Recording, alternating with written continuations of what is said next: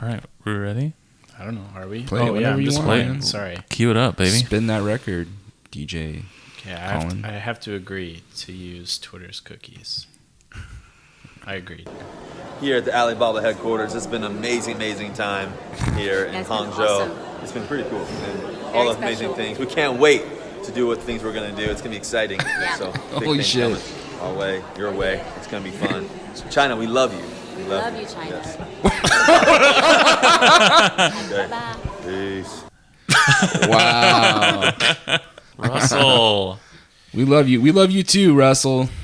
I think Russell got Manchurian candidated, like, out there. They replaced his brain with... They took out the Jeff Bezos implant and put in the Alibaba implant. Oh, man, that's some cold shit because they're like best buddies, right? Yeah, hashtag fun friends. Mm-hmm. They are fun friends because it change wasn't that to but a year hashtag ago. fake friends. Well, what's up with the weird shout out to China? Like, was he at gunpoint for us to say that, or was that just a normal Russell Wilson saying No, that's something just, weird that's on just Instagram? a thing you would say if you're Russell Wilson. I mean, he Because he feels like he has to endorse everything, right? Yeah. He's like, oh, okay, I get it. No, I get it, China. I know what you want. That's the script that plays in his head, and that is exactly that's him on a commercial set. Like, he's like, oh, I get it. The smile and act like I like it. You know? That needs to be a thing, like on like Letterman or something like that, where like Russell Wilson just comes, they just put stuff in his hand and see what he says. Like, they just put like a beer in his hand. He's like, love this beer, having a good time. like Russell. Those are the two things he can do. Amazing. He can throw a football. He throws the football, right? Yeah, though, not... Yeah. What does he do? He's supposed to throw it. Lots of times He holds these on to days it. he just gets tackled a lot. So. Okay, so he Like, he threw can the get football tackled. once about 2 years ago in the Super Bowl, and it didn't go so well. The pass heard round the world. Yeah. So yeah, that's one thing he does. And then he also endorses whatever is in his vicinity. Yeah, whatever he sees.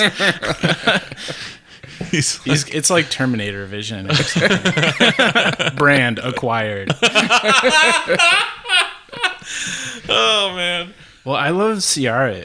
Wait, we never...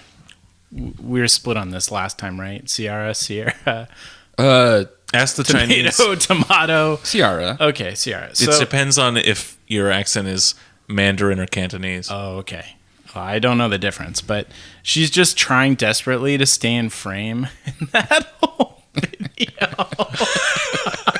As Russell's, doing whatever he was doing, selling China to us, Yeah. I guess. But, Selling Alibaba specifically, Alibaba, the global competitor of his hashtag fun friend, supposedly Jeff Bezos, Amazon. And hometown. But, you know, there's so much to do in China. There's so many beautiful things, so many beautiful people. Just head down to the Alibaba headquarters. Pretty much the coolest thing about China right now. The place they sell stuff. Going to it's like this like upper class impulse to like travel and shop, you know, to like, we're going to go across the world to shop, but they fucked it up because you probably can't actually buy anything there. They thought it was like a mall, but it's like in the 40-year-old version where she operates an eBay store, and the gag is like people coming Catherine like Keener. Catherine Keener's character. She operates her eBay store, and like the guy comes in, he's like, "Okay, I want to buy it." She's like, "Well, no, you have to go online." Like that was them, I think. Well, yeah, it's good you brought that up because it sounds like they got a chance while they were there in China to try out Alipay, which must be some kind of Pay with payment your phone system. thing. Oh, Jesus. What the fuck? Oh, my Well, God. look, he brought a football. He's just catching a football is all he's doing. Whoa.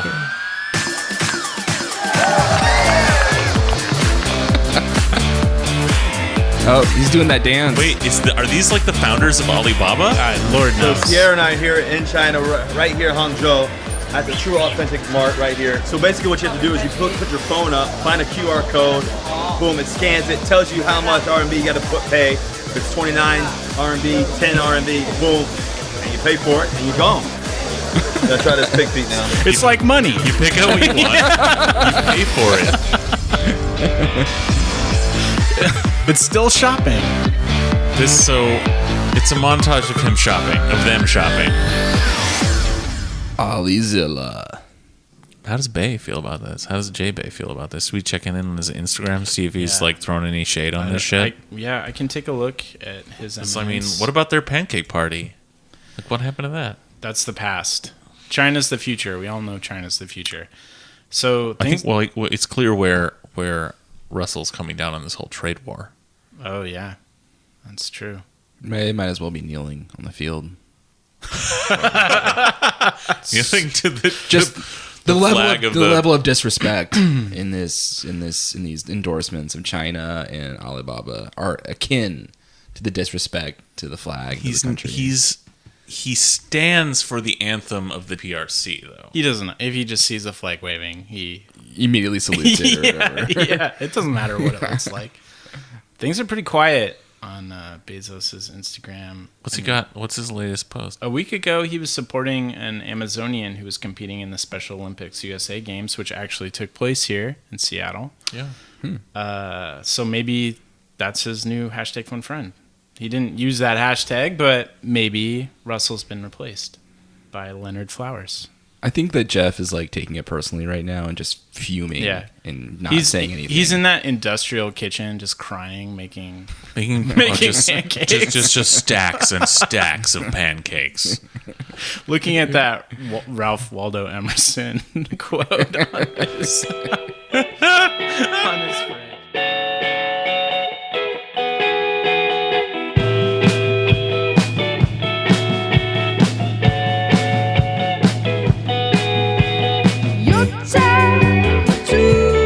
Russell, thank you so much for being Seattle's ambassador around the world, for taking sides against America in our trade war and Someone against had to do Seattle and our Amazon overlords.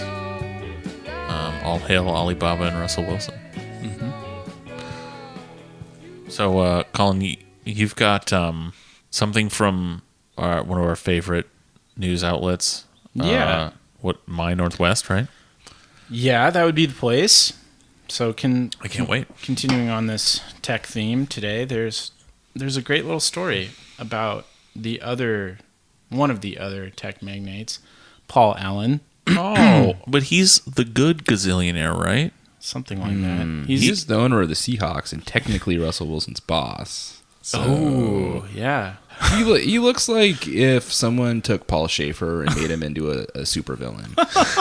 So what is our sub overlord Duke Paul doing for us today? Well, he's doing what we're all increasingly encouraged to do, which is use his money to make change.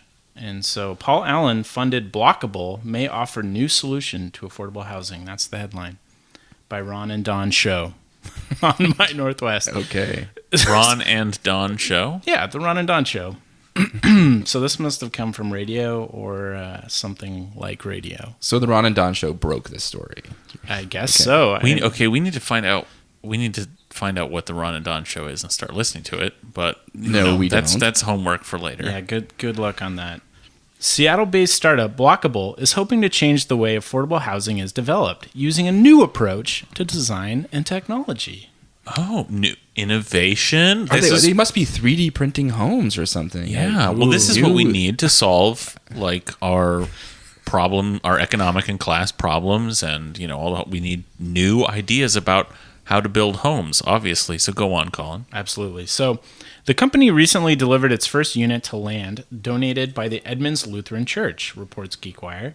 It's part of a co-project with the Seattle-based Compass Housing Alliance that will see the creation of a 3-story complex with 70 units. Wow, 70 units. So what I'm hearing you describe is a solution to the problems our economic system creates, that is land donated by philanthropic efforts, and in this case a church, and an apartment building. Sounds like you're describing an apartment building. 70 units and 3 stories. Go on. Greg, why do you have to rain on my parade? We talk a lot about homelessness on this show, but we don't spend. This must be the Ron and Don show, by the way. Just my little. Yeah, We don't also talk about homelessness on the show. Yes, we do, but we don't spend a lot of time on success stories because there aren't many. Said Cairo Radio's Ron Upshaw. This is a success story from the private sector. _bolded. 72-point font, not the public sector. Thank God. I hope they were talking about like a homeless dude who's really good at panhandling. It's like, we don't talk about the successful homeless people, though. Yeah, that's the private sector. Yeah. Panhandling is a private enterprise. You have to file as an S corp, I think. Yeah, so, and it's hilarious that that quote follows the fact that the land was donated Yeah. to a corporation. Right. Well, that's the problem with the homeless problem, right? Is that anyone can build a little tiny house. That technology isn't new by any means. But, Yeah. like, Seattle's really expensive. Land here is more than... Probably twice as what your home is worth, the physical value of your home. Yeah. Your land is probably Yeah. twice as much as that. So we'll find out more about this, but basically, so far, philanthropy is the brilliant new innovation here, You're right. which is not a new idea, and it's an anti-democratic one and a bad solution to everything. So, but go on. No, it sounds like the new thing is these cool little houses they're building. They Yeah. probably got like USB chargers in them. He said 70 units over 3 stories. That's an apartment building. Well, Read on. we'll get into that. Instead of wood frames, the units are composed of steel, which make them easier to transport and arrange as part of larger units. And clean A after- steel building, yeah. This Not is new technology. You have to switch out the homeless people. We just hose it down. Once they die, It's like Okja or something. Okay. drains in the floor conveniently. Okay, go. Replete with Justin Bieber mural. Oh, Yeah, are there like vents on the top too for the introduction of Cyclone B pellets? Probably. This is better than a tent, Ron said. These things are beautiful. Wait, a house for the homeless that's better than a tent? That's wow, innovation. Better than a tent, you say? You can configure them in any way. They're like Lego blocks. So what he's saying is you could stack them. Well, yeah, I mean, you saw Ready Player One. That's the future. So if we're going to work towards that future, then we have to start constructing the world we want to live in now. The stacks. Yeah. They're basically prefabricated single wides. And he says, and you can stack these. You can't stack tiny homes. Ooh, You can't stack storage sick burn, sheds. Don. Blockable is the brainchild of co-CEO Aaron Holm, a former Amazon product manager, and co-CEO Nelson Del Rio, who's worked extensively on partnerships between developers, nonprofits, and governments. Paul Allen recently invested $5 million, and the company is in the process of developing additional sites in Seattle, as well as in New York, Los Angeles, and San Francisco, among other cities. Cool, where they can find churches or various other organizations, just donate land to them. None of this material either is making this sound like it would be remotely affordable to specifically homeless people. Well, that's the whole point, right? Is like eventually, like you're either giving housing to homeless people or you're trying to create affordable housing. Those are two different things. One of them is a solution to the problem, and the other one is just, okay, you're putting a bandage on the problem. You're putting a stopgap on it, because Seattle has like already 20-25% vacancy on apartments. Yeah. Mm-hmm. So Downtown, yeah, luxury real estate. That's amazing. the problem isn't there isn't housing. Yeah, right. It's it's what $2,800 a month. Yeah, it's the price. Yeah. So- well, these don't look cheap. I mean, you just looked at their marketing site. It Yeah, doesn't and look there's cheap. not a lot of information, but This looks like it's almost for people who have a plot of land somewhere cheap and they want a cheap house but that's nice. Yeah. well, does the article go on to describe this as a solution to homelessness? Well, it started out that way, saying that this was a private sector win for it makes a success. point. It says success. not a public sector solution. Yeah. Oh, well, actually, we're getting there. So there's a subheadline that says, Blockable may be the model for getting people off the street.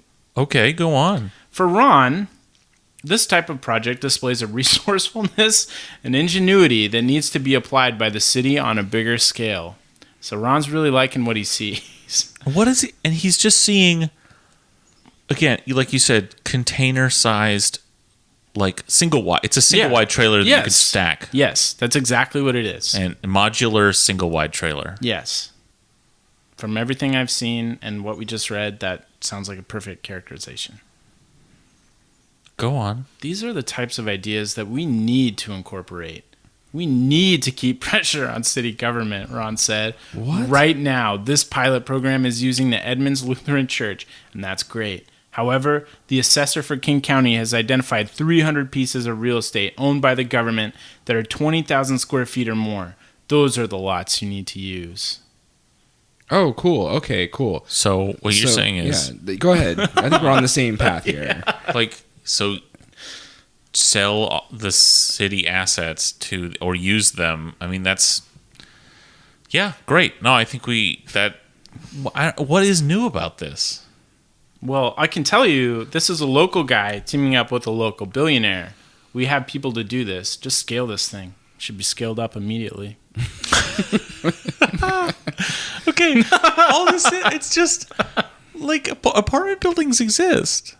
It's insane. Okay. I mean, exactly. This is like, this is the stupidest shit. First of all, what these assholes are getting so excited about is, first of all, philanthropy, okay? Which is nothing new. Yeah, like you said, the church donated this shit.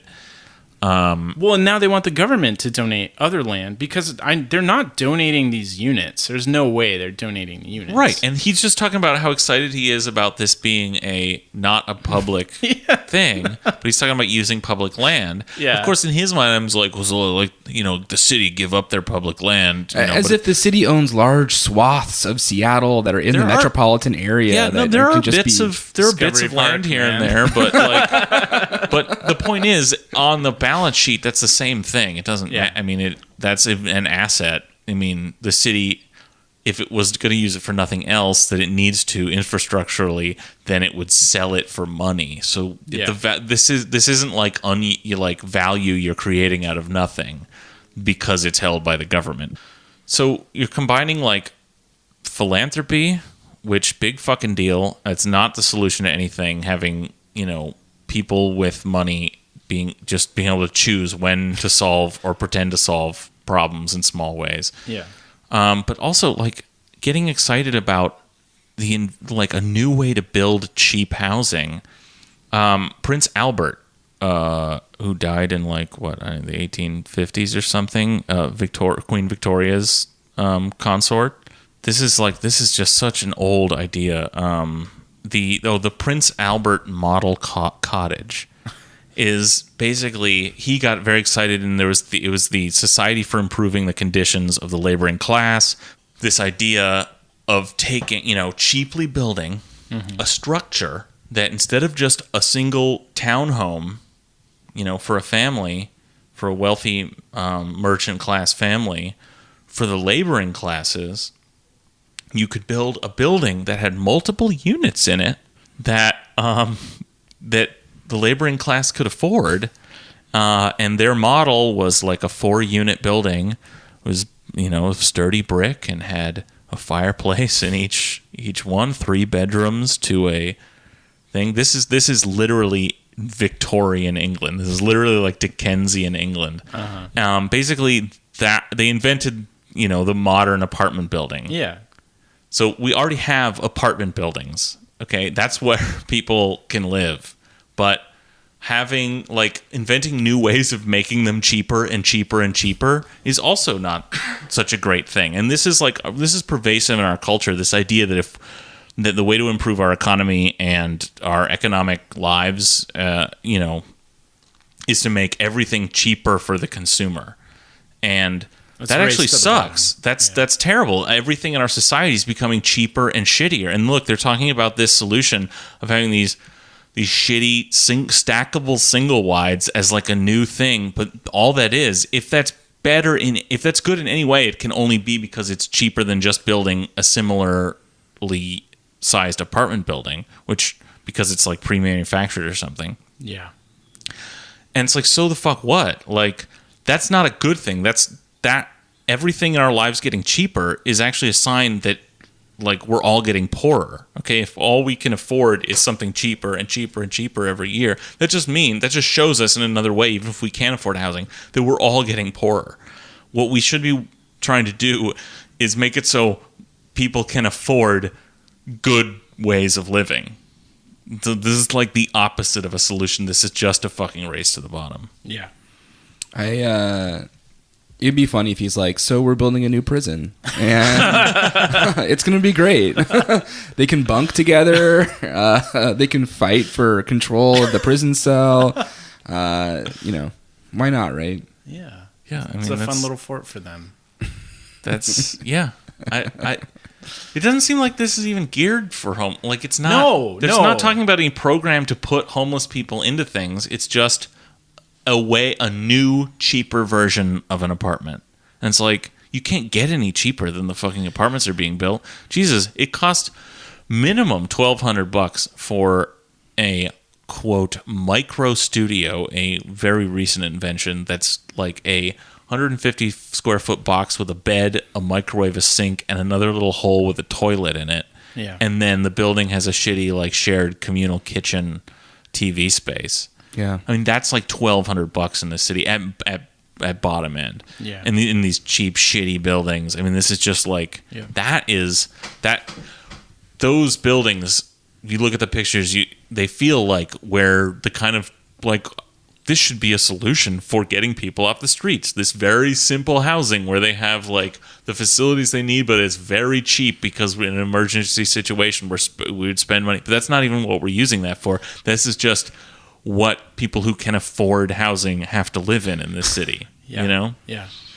Well, yeah. And again, going back to what Alex said about the vacancy rates in luxury real estate now is just appalling considering the problem that we have, because 25% downtown. I mean, think of how many people you could house. Yeah, it's You insane. could probably house almost nearly all the homeless people, at least in Seattle. Yeah. You know what I mean? Like, take a nice big chunk out of that problem immediately. Yeah. By making the housing affordable or whatever, so the city could just put people in it. Yeah. Well, that goes to show you Yeah. that, like, this isn't a problem of, new solutions to building cheap housing. Like, Yeah. we have ways of building cheaper, non-luxury housing, but because we have a totally unregulated capitalist market, Yeah. all our solutions are based on the market. Well, we had people just build tons and tons of luxury apartments because that, in a booming market, was the most potential for return on investment. Even in a lot of cases, again, by international investment that isn't even concerned with renting. It's not even about the return on investment. It's about the actual real estate going up on a luxury, the value going up, and, like, they're fine with that. So that shows you that, like, even if these new techniques, which are not new and are stupid, the market still didn't choose to build cheap housing all this time. It chose to build all these luxury condos. Yeah. Well, I think, like, maybe this is the point you're making, but it's that they totally missed the point of the problem, right? They're like, the problem is we have all these luxury condos and apartments, but we need affordable housing for people. So let's build tiny homes.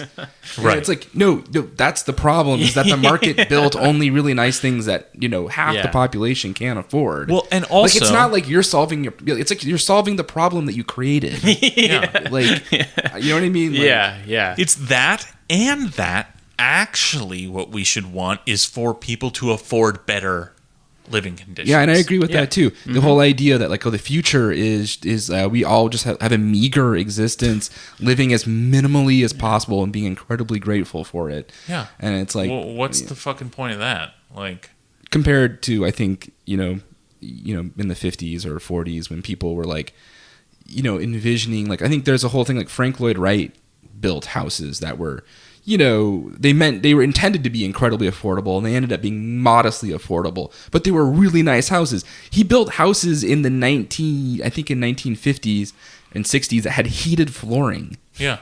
And that was like a cost saving effort. Yeah. I would fucking kill for heated flooring in my apartment. You can't find that anywhere. Yeah. You can move out of your nice apartment that was built 100 years ago and still functions perfectly fine to live in a Faraday cage. A prepper, something a prepper would bury under a pit and probably never go into, but one day might uncover and, like, you know, use as his hideout bunker. That's now your home. Enjoy. It's amazing. Yeah. It's the standards. It's where we're like what we're even trying to reach toward. And it's like that's what they're saying here is everything needs to be cheaper. And the opposite is true. Everything needs to be more expensive, and we all need to be making more money to afford it. 100% agree. Also, we've been through this whole thing where we tried to make really cheap, shitty housing. Like there was this, I can't remember. I think it was like Bucky Fuller, one of his like offshoot guys, made these houses where they take a balloon, an industrial rubber balloon, like the size of a yurt, and then they pour concrete over it and they inflate the balloon and then the concrete dries and it creates this like dome house that's like it's like how you do like a paper mache globe. Yeah, exactly. Like, dirt cheap. Speaking of arts and crafts, you can literally build it in a day, right? And then the guy was like, "This is fucking sweet. Like I just solved homelessness. Booyah!" And it turns out they're really shitty to live in, and no one wants to live in a rounded home. Where like in corners of the room, the sound bounces off weird, so you can hear everything in an odd way. And it was just sort of this like hilarious sort of story about how like, yeah, you know, we're trying to solve a problem by making things incredibly cheap and pared down, but that's not really what people want. And that's not the solution. No one wants these fucking. I haven't looked at them or anything, but I guarantee you, nobody wants a metal steel cage home built by a startup. Which will probably be out of business in a year. So if you need fixes or repairs on your warranty, you know, they went bankrupt. Good luck with that. So I think like, you know, not only is it just stupid on face value, but it's sort of like, yeah, we know there's cheaper ways to make homes. We can make them even cheaper probably, but yeah, what's the point? Yeah. Anyway, I am announcing that I will be moving into one of these tiny homes. The next podcast, that will be our recorded in one. I can't wait for your cage warming party. Well, you know, you guys laugh now, but like I said, when that EMP pulse comes from China or the sun or North Korea, guess whose cell phone will be working just fine? Mine. Who will you be able to call, though, Alex? Good point. I'll still get the internet, though, hopefully. Maybe. No. The North Korean internet, maybe. One can only hope. At least the internet will work. Hopefully. No, seriously. If you're buying one of these, you're hoping for Red Dawn. Yeah, you're just hoping to survive. I'm like glad things are looking up in Seattle for everyone. Yeah. Uplifting. It's just cool that local people can team up with local billionaires and solve problems. Yeah. I think that's a really in AM radio shows or whatever. I don't know what Ron and Don are on. They sound like they're on. Cairo, Cairo is at 973 FM. Oh, they're FM. Yeah, wait. 97.3? It's 97.3. Sorry, it's KBSG. That was KBSG. Now sad. It's the Crank Radio. Dude, there K for Crank. This is a side story though, but I was on Neighborhood trying to find some like funny stories for the podcast, and didn't really find anything that funny except for one story about this guy who had these raccoons under his deck, and he was like, I'm really torn because they're actually like attacking me and my family as we leave the house, but I feel wrong, like, you know, putting them to, you know, killing them basically. I don't want to get rid of them and have them die. And there was this huge debate on Neighborhood about like, is it ethical to kill a pest? And it's like, animals need a place to live too argument. And so it was kind of going on back and forth. And eventually what the solution was is he took a bunch of sriracha from Trader Joe's and just emptied the bottles under his deck, God, to piss off the raccoons, and then played the Dory Monson show 24/7 with a speaker facing down into his deck. And he's like, did the trick. It worked. They're never coming back. Isn't that how they got Noriega out? So, folks, remember 97.3 if you have, rodent problems. They hate it. They hate it. They hate it yeah. so much. It turns out life is adverse to the Dory Monson show. Wow. That's incredible. Wow. That's fucked up. Okay, so other news this week. This is big. This is like big national news, but it's back to Bay. So the big news is that Amazon has done a $1 billion deal to buy this online pharmacy company called PillPack. It's subject to, I think, like regulatory approval, but it's, another in a long line of moves of Amazon to get into other businesses. And I don't know what PillPack is. Is it like pharmacy drugs online? Well, you know what a pack is. You know what a pill is? Yeah. So, okay. So the story is, there's stories in not only the Seattle Times, but also on, Wall Street Journal and everywhere. This is big news. $1 billion deal. PillPack is a company. They're a startup that sells prescription drugs online delivery. This isn't a business that Amazon has been in up to now. Some of the coverage of this has pointed out that they have been in the over-the-counter drug business, and they've been, for the past year, they've got like a house brand of over-the-counter drugs that they've been undercutting like the other drugs at about 20%. And the line's called Basic Care. Basic Care. Jesus, Yeah. that's grim. It's very grim. That's their like house brand name is Basic Some Black and everything, Mirror but shit. it is, yeah, Basic Care. But the day this is announced, the stock prices of CVS and Walgreens like collectively dropped by $12 billion. Holy shit. But a lot of the coverage is, points this out. It basically, the coverage is covering two things. Basically, like the stock market effects, like presently and long term, and the consumer price effects. And it's sort of this, these people are losing this money, but this is going to mean lower prices for consumers. Mm-hmm. And this is, it's just like the fucking last thing we talked about. It's this sort of chasing the dragon of lower prices on everything, as if that's some kind of answer to our problems, or that's some kind of universal, like, agreed good. And in this case, this is just, this story is perfect just to talk about Amazon's basic business model. Because in this move, what they're trying to do is get into the prescription drug business, and the stock market agrees, and that is worrying for the traditional players in that market. It's a big Seattle Times says $560 billion a year industry in America. They're doing what they've done a ton of other times, everything they've done, which is to use their collective sort of their larger power to get in on an industry and bankrupt it and monopolize it. Yeah. The fact that this doesn't violate some kind of antitrust law blows my mind. Well, it has to pass regulatory approval, but who knows? Well, Trump hates Bezos, though. Yeah. There's all kinds of in and out. Who knows?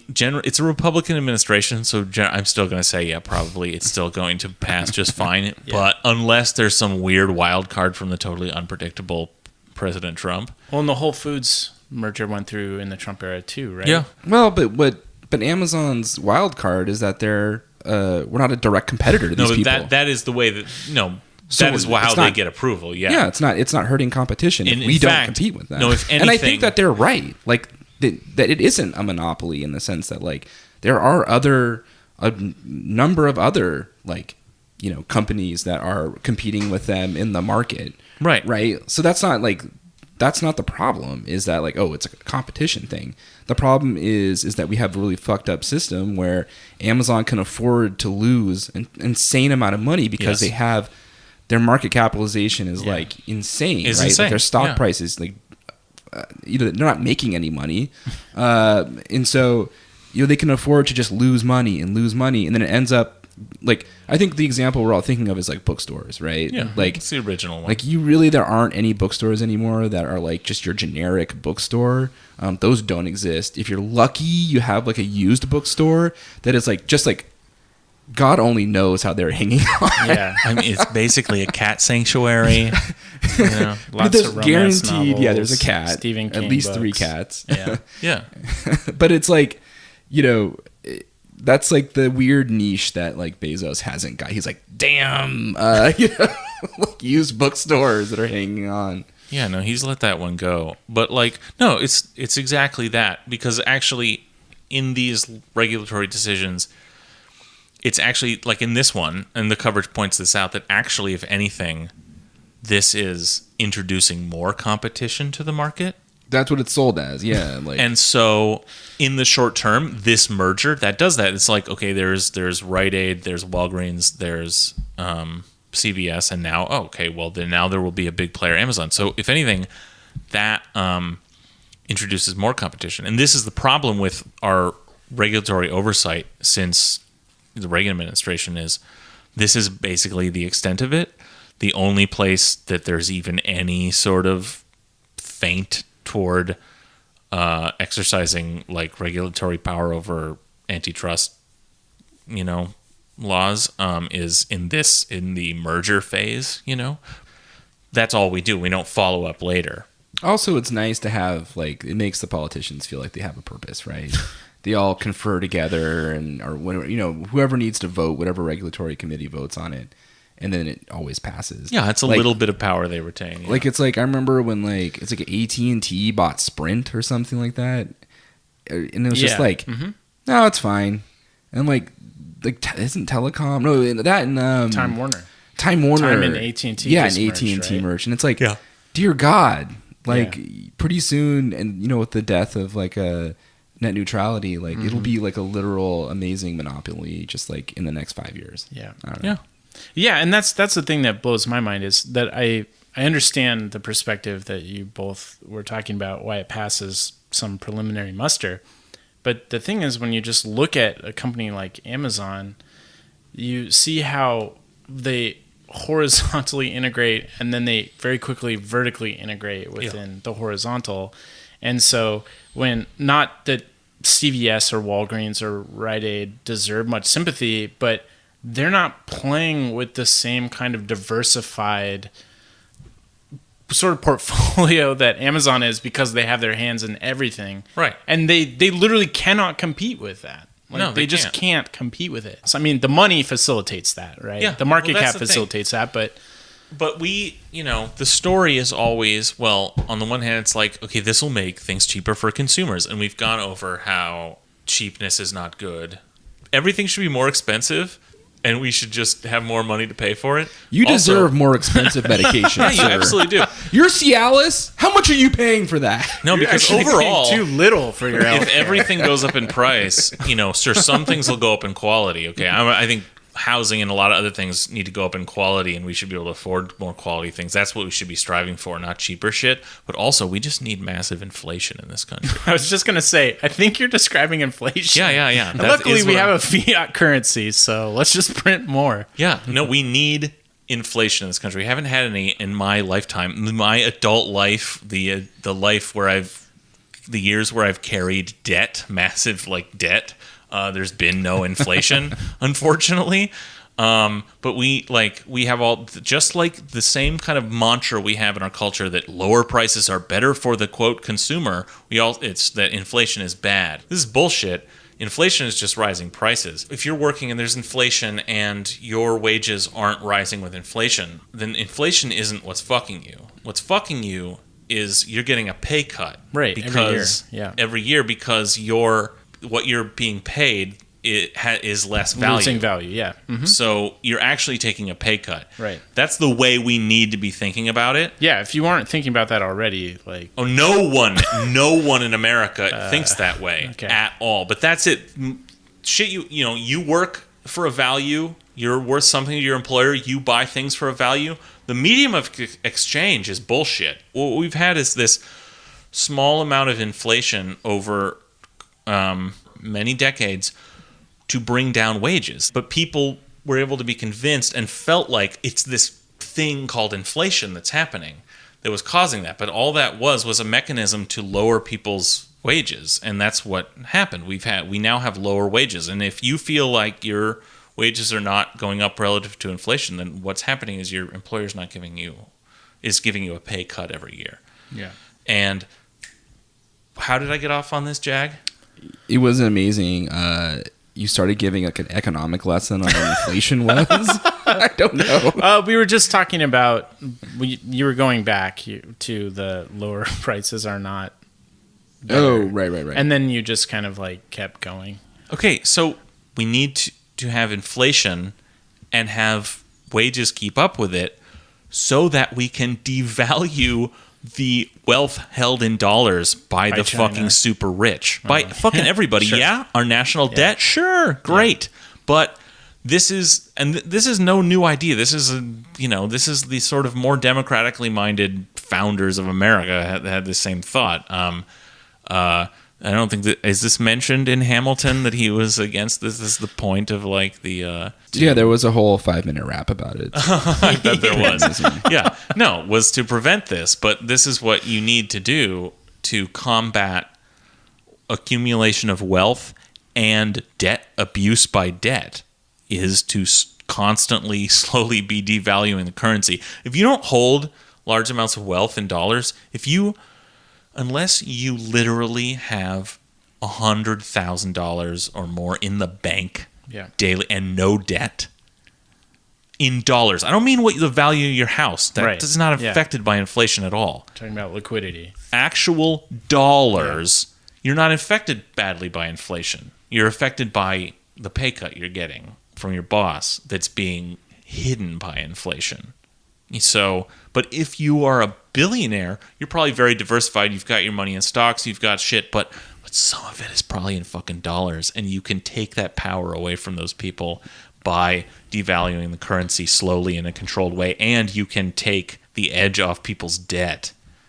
If you middle class people out there, if you've had more debt than you've had wealth in the bank account all this time, inflation would have been good for you if you hadn't been getting stiffed by a pay cut that was hidden by inflation. Yeah, which is why the next time you have to negotiate your salary, you just go up to your boss and you say, listen, pay me whatever you're paying me now, but it has to be an Amazon gift card. And Bezos bucks. Yeah, and then you've just even hacked better. inflation, basically, because the value of the Amazon gift card... Yeah.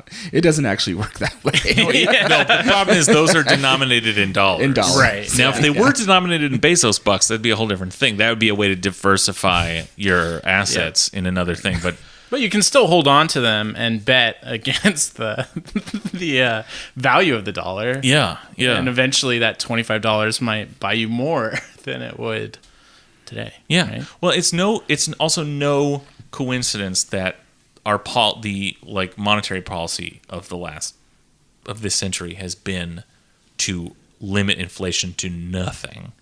And that is because we've seen a rise over the previous few decades, the end of the 20th century, in the accumulation of private wealth.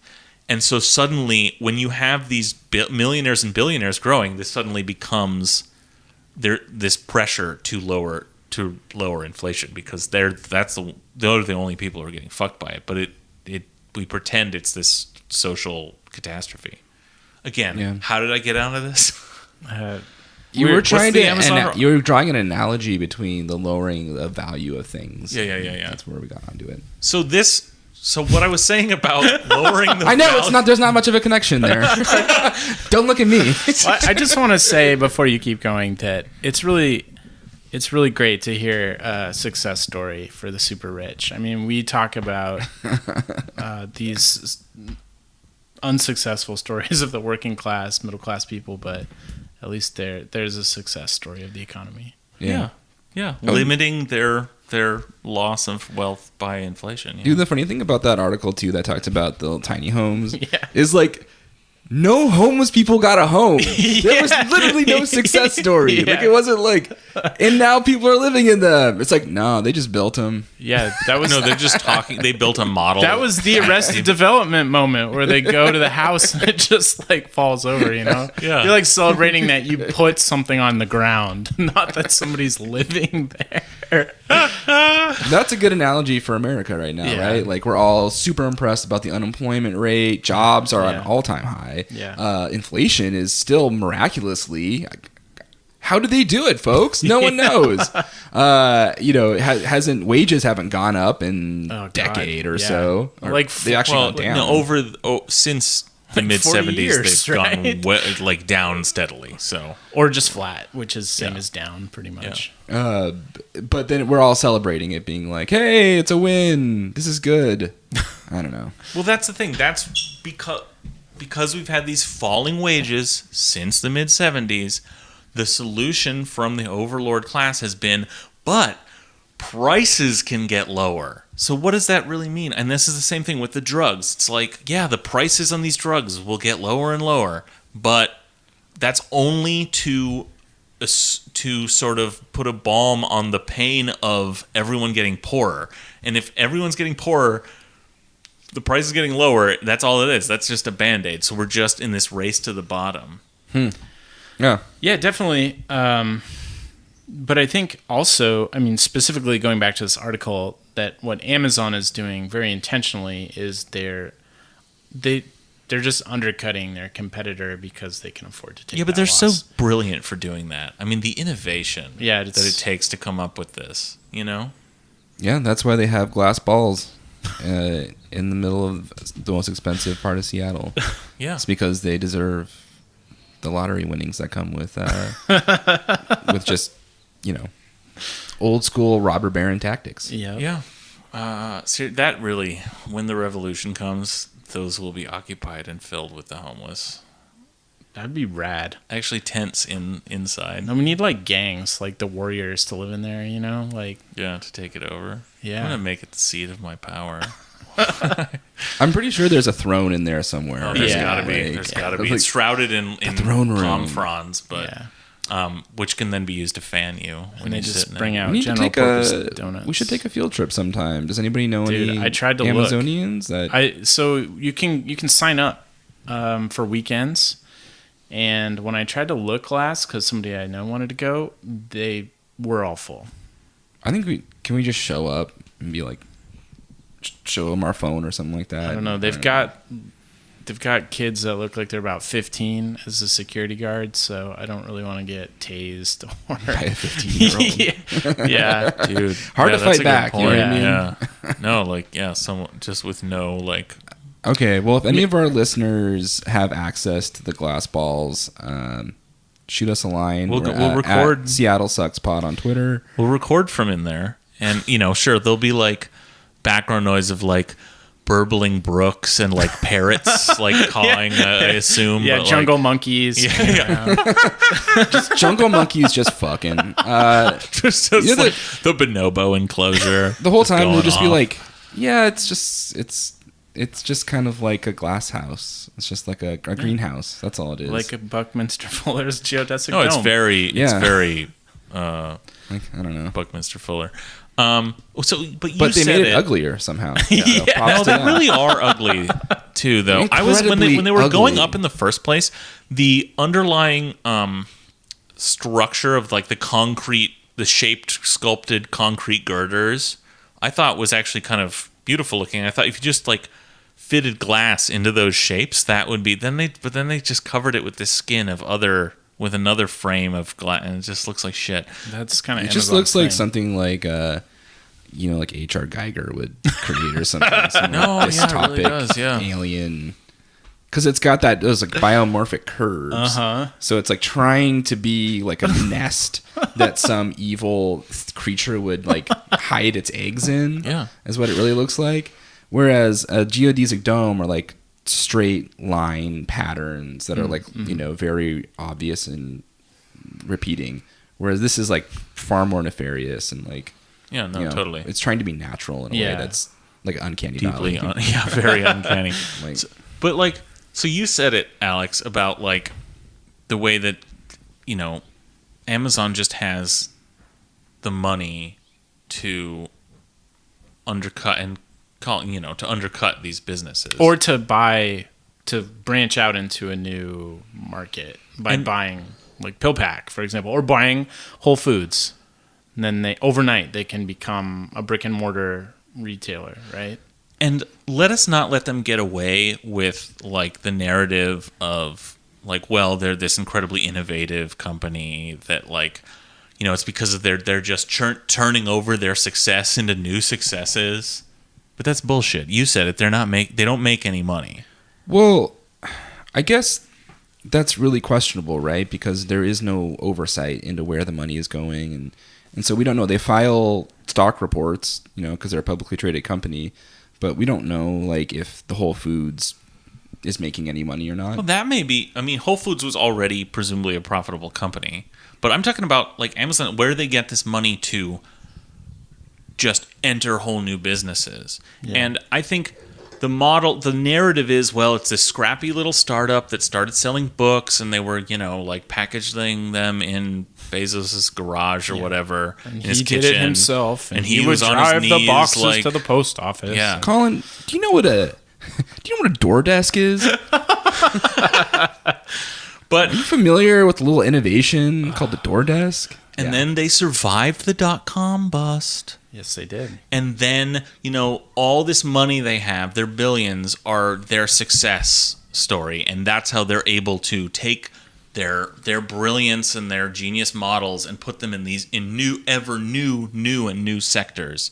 And then, well, it's just when those other sectors then go, like, get decimated and their market gets taken over by this big behemoth, it's because they're doing it in this new and better way.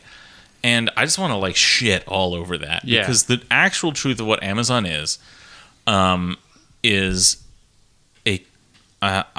will describe it as a cartel of the wealthiest interests in the world getting together specifically to pool their money in a way that they can legally collude to loss lead other industries, and take over their market share, and then slowly to control that market share. And I'll back that up with just the actual story of Amazon. Jeff Bezos he's a stock market guy. Yep. He's a very successful he was an investment banker. Yeah. So his job was he's a Wall Street guy whose job was getting money together, and so he wasn't this like tech guy in a basement who had to like convince other stock market guys who didn't know what they were talking about to like get some money from, you know, angel investors or whatever. He's a guy who's very successful at the job of getting money together. He had all those connections. So when he weathers... And wealthy parents. Well, he got to where he was already, because he started off, you know, very well. I actually consider that a more difficult... it's an anti-privileged. Yeah, you know, because people don't take you seriously. Yeah, because people think you just were given everything, and you don't get any respect from anybody. Yeah, and that's looked down on in our culture. I didn't know Max Landis was. Yeah, on the podcast. Who would use their money to advance themselves like or that? their children? So disgusting. It just seems unfair, unmeritocratic. Yeah, like so un-American. Yeah, basically. So I would say, like, if anything, Jeff has really like worked twice as hard as a normal person has to shed that, you know. Yeah, at least. We're all joking right now, but like literally 75% of any like millionaire that you talk to will tell you the same thing to your face. Absolutely. But actually, it's really hard being. No, it's hard work. Well, this is what Bezos says. What Bezos says is like, listen, you know, he talks about luck too, but I think because he's smart Only enough recently. to like. Yeah, he started saying like, well, we're very lucky because he knows he's in this position now of being the richest man on the planet, a demigod, that he has to like start going, well, I got very lucky. I won the Amazon lottery.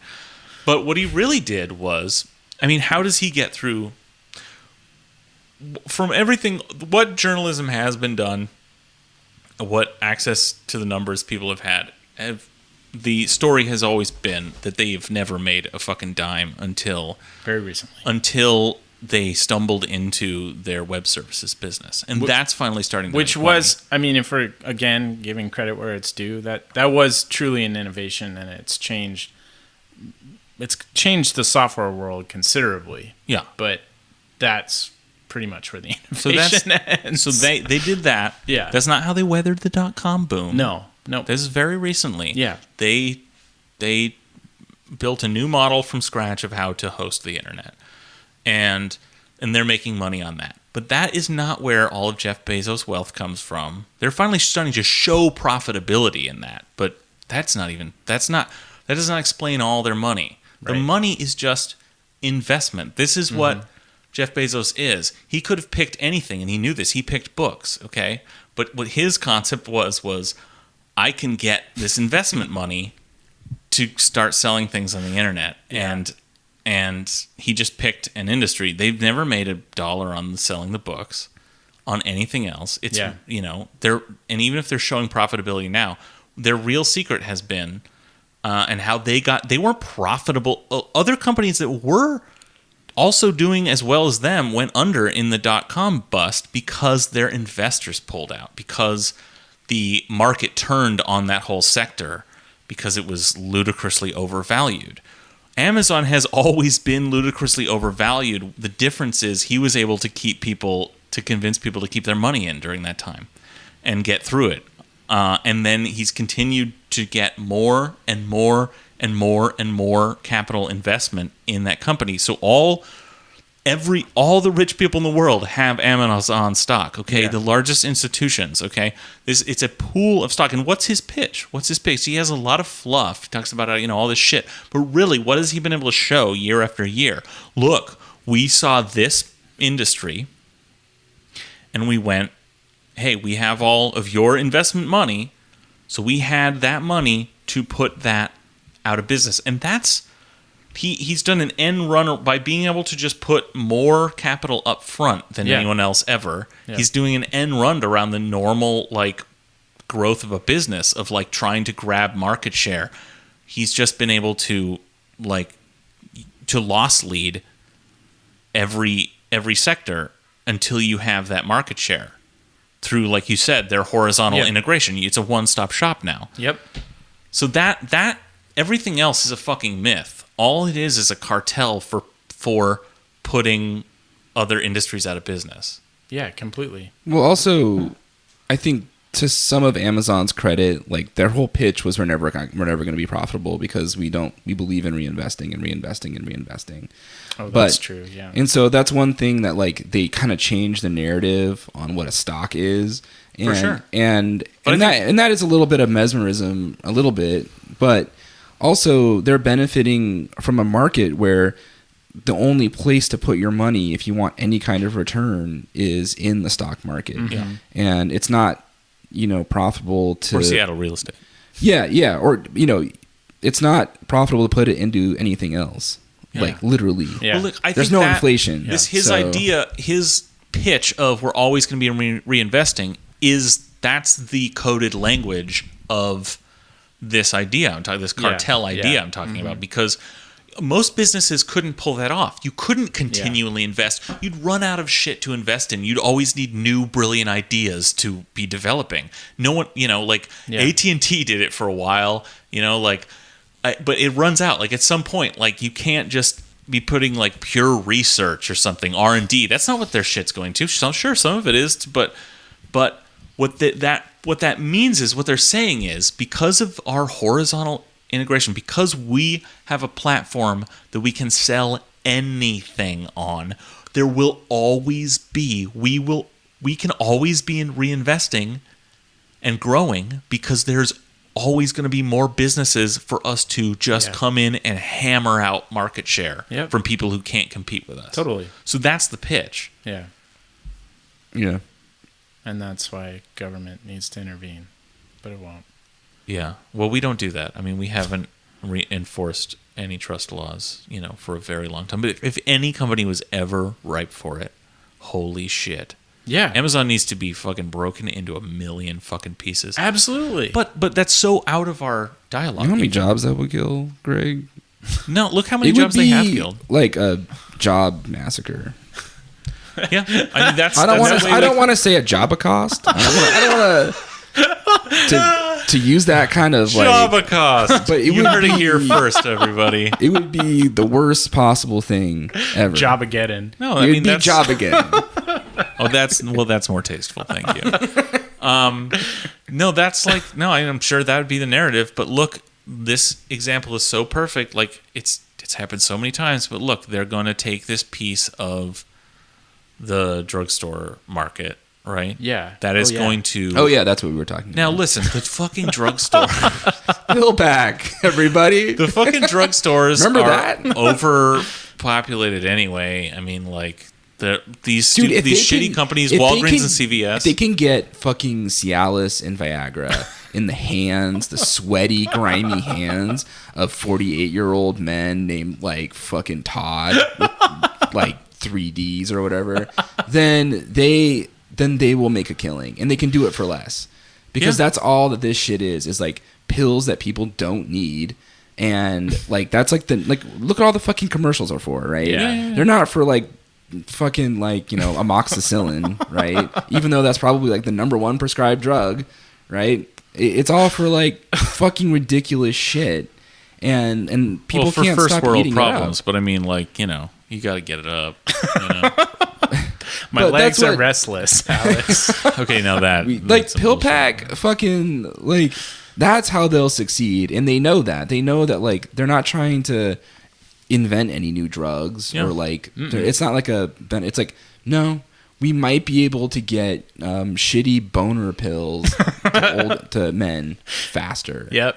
And that, cheaper because and that fucking like same thing with the fucking when they made the female Viagra, and like pretty much everyone was like, yeah, there's not much science behind this, but hey, whatever, right? Like, Well, look, that is what they'll say, but they'll be smarter than that. They'll start selling. They'll find the high profile stuff like the HIV oh yeah, prophylactic the drugs. Shkreli stuff that he And like they'll find high profile ways to show like, look, we are and insulin.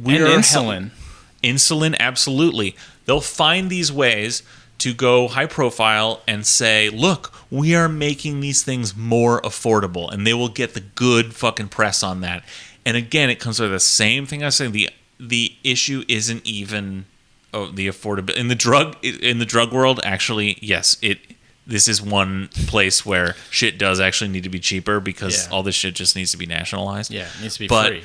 But just to use this as an example of like the other industries, they're going to take this thing that people want and say, look, we're making it cheaper for the consumer, solving a problem here. But what they're actually doing is these stores are going to close stores, right? Like Yeah. these drugstores, this is what they sell. They sell that and like soda and chips and cigarettes. Yep. And They're like, basically a 7-Eleven that dude, they're a also 7-Eleven with a has- fucking pharmacy. has a That's what these pharmacist, places are. Yeah. but Like, the genius of it though is like no one's gonna cry for the pharmacists. No. they're like the No. top hated professions. dude, I hate Pharmacists drugstores. are like probably number 5. It's like the most irritating, just shitty like thing to deal with ever. And like I can't even remember the last time I had to pick up medication for anything, but it was a fucking pain in the ass, and it was just like needlessly like, oh, your prescription's here to pick up. Oh well, I told him to send it here. You know, just like Yeah. dumb Yeah. shit like that Yeah. constantly. Also, so no, like the public's gonna be fucking all for this, right? Yeah, like if it there's gonna be works- no resistance. This obviously evil Yeah. thing. No, right. But it is going to put and dude, those stores are so shitty. So this is like a very easy example for them to win this argument. But like, you got to apply this same logic to every other industry. Like, yes, pharmacists, they're like, okay, great. Think that's your prescription. What other product are they like that they have on shelves behind them? Are they like, okay, might be ready in a half an hour. You know, it's like there's nothing else. But and then they go take a nap. no, but it's because and they have like this very like specific way of doing things and all these procedures, and they have their have professional certification and training and degrees, and it's like, I'm actually all for that. Like, they Yeah. should protect those fucking things, and this is a way to do an end run around that, okay? Oh, But totally. then what about everybody else who works, sorry, it's what about everybody else who works in those stores? Like, those are going to close. It's just like, not all of them, but I mean, like, you know, we'll see the number of drugstores in this country decline. And, like, again, I Ooh, fucking hate Holy those shit, drugstore I chains. figured it but- out. Bezos is going to develop the AI, the machine learning needed to teach a computer how to pass the pharmacist certification exam. And it's going to be like the Turing test, but for pharmacists. And they're going to be like, listen, the computer's a pharmacist. Go for it. Like, it can issue all the commands and do everything. But first, it needs to be able to pass the test like a human. So, fuck Amazon. Yeah, and one thing I want to add to this is that I think it's a particularly insidious move or a telegraph play, given the team, the Justice League team of super friends that has formed between Buffett, J.P. Morgan CEO Jamie Dimon, Oh, right. and Bezos to form their own healthcare company. Oh, fuck. Because That's you right, we know didn't even where start they're talking about you that. know where they're going to be cycling people through. They're going to cycle people through Amazon's apparatus for healthcare. There's obviously. So they're starting a healthcare company. company, and Yeah. so they're gonna probably try to work, almost push people through that funnel. Like, Oh, yeah, you need yeah, yeah. prescriptions, go to Amazon. Yeah, You yeah, yeah, need yeah. Whatever, go to Amazon. Yeah.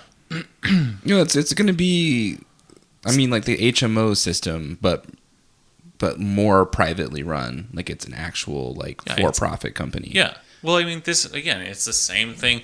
What's interesting is that they're not doing it by themselves, you know? It's such a big, powerful industry that if they're going to do their plan, again, what have they done here? They've formed a cartel to Yeah. do, this is the Bezos model, right? Take huge amount of capital investment to just bully your way into another industry. Yep. But this is so big and terrifying that he needs other help to do it. Yeah, or he believes his own hype or the myth. Oh, of course he does. Yeah. No, and it's all about innovation and like finding new ways. But again, like it's the same with the fucking houses. We don't need actually all that much new stuff. This is old things. The problem is not the way houses are built or the way healthcare is delivered. It's that people are poor and shit is like out of reach of people. Well, we know Bezos has got to be an accelerationist because he wants to get all those Yeah. people into space where they belong. Yeah. So Those, he's just trying to Folks, go you, as you fast don't as he want to be can. on the Blue Origin spaceship. You that's- don't want to. I know it's going to seem really cool, and he's going to promise you're going to come right back down Yeah. and be able to You're see not your coming family back. again. You know, No, you will not. ironically, You live in space now. a doctor's note gets you into the Amazon space program. You know, that's actually a prescription you can Yeah. get on AmazonDoctor.com, whatever, please report to Launchpad 7. Or a doctor will just look at you and go, "Ooh, you've been zoned for a heavy industry." So this point up in the sky. I'm like, No, it'll be cool. It'll be like, dude, Colin, I've been thinking about getting space certified. Here, there's a lot. It's free. Amazon pays for it. Well, all the best jobs think- are in space. I think the question is like, would your offspring be undesirable for the future human race? Yeah. Are you a drag on society? Your Is kids servile work in your nature? Your kids would be born in space. Of course they would be. They would. You think on Earth they would be useless. They'd expect to float everywhere, and they'd just No. be like fucking it up But constantly. if you were on Earth, even if your children were born on Earth, would they be a drag on society? If yes, then they might as well be born as freaks in space. well, they'd have space dads. You know, Yeah. they wouldn't be able to have anyone to teach them to go fishing or how to ride a bike or how to tie their shoes or I don't know, whatever. Or really anything because they live in like container-sized boxes and corridors Yeah. on an asteroid Yeah, somewhere. and they'd say horrific things like, "Tell me about the oceans of Earth, Daddy. What's a cloud look What's a like? sunset? What does it feel like when the sun comes up on your skin?" What's a fully oxygenated atmosphere like, Daddy?